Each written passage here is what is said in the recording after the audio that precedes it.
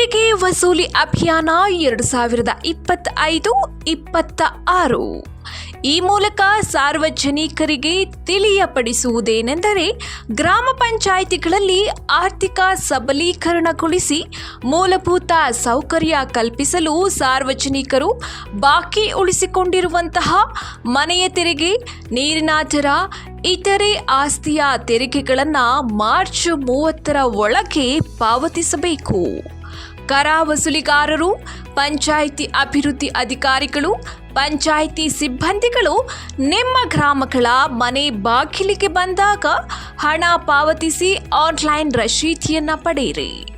ಅಥವಾ ಸಾರ್ವಜನಿಕರು ಗ್ರಾಮ ಪಂಚಾಯಿತಿ ಕಚೇರಿಗೂ ಬಂದು ಆನ್ಲೈನ್ ಪಾವತಿಸಿ ರಶೀದಿ ಪಡೆದುಕೊಂಡು ಪಂಚಾಯಿತಿ ಅಭಿವೃದ್ಧಿಗೆ ಸಹಕರಿಸಬೇಕೆಂದು ಕೋರಲಾಗಿದೆ.